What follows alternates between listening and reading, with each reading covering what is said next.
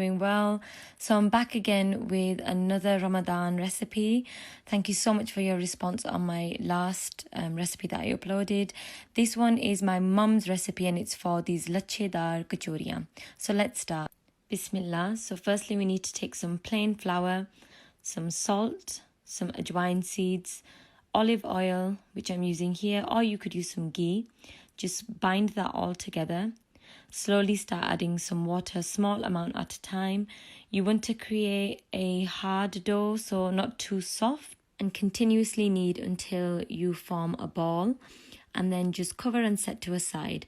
Now we're ready to make our filling. Take a pan, add some oil, 2 finely chopped onions. To that you can add 2 green chilies or more if you like it more spicy, some fresh garlic and some ginger paste. Give that a good mix and cook for a couple of minutes.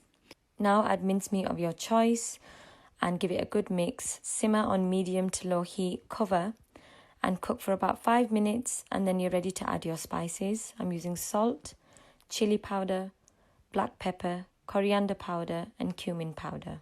Let that cook for a further 5 minutes and then top with some chopped fresh coriander and mint leaves and remove from the heat. Now we're going to make a paste for our pastry. For this you need plain flour and oil and keep mixing until you reach a paste like this. And now we're ready for the fun part. So we're going to take our dough and make as many balls as we can. I think I got around 7 balls out of my entire dough. So now I'm just going to roll them out and set to a side, and then I'm going to use the paste that we made earlier in between each layer of the chapatis and then just stack them on top of each other, just like this. Now this part does take up a bit of time, but I promise you it will be so worth it in the end, because this layering effect is what gives the kachoriya that flakiness, and that's what sets them apart from your regular kachoriya. Now what I'm doing is I'm slowly rolling from the bottom upwards, nice and tight until I get like this long dough, and then just keep rolling it out and then cut 2-inch pieces. I got around 10 pieces from my dough. This next part is a little tricky, so you want to dust your surface. Take each piece and put it onto its bottom. Push down from the top and then smidge it forward, just like I'm doing here. I don't know if smidge is the right word, it just seemed appropriate.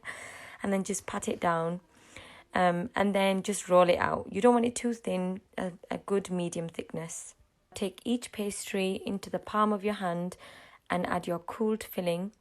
And using this pinching technique, pinch all the edges, bring them all together, give them a little twist and then pat them down, just like this.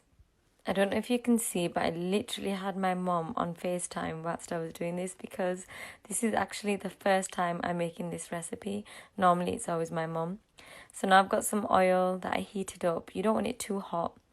And I've added my kachoriya into the oil, and then cook them for, I'd say, a few minutes, and then give them a turn, then turn them again, just to make sure that they're fully cooked, as it is raw dough. So now that they're nice and golden, I'm just going to drain them onto a paper towel. I was so happy with the outcome, and my mom was super proud of me because it was the first time. So I was hoping that they wouldn't crack and break and the filling just ooze out, but alhamdulillah that did not happen. I'm serving mine with some homemade chutney. And just have a look, guys. Look how flaky this pastry is. It was so hot, I almost burnt my fingers.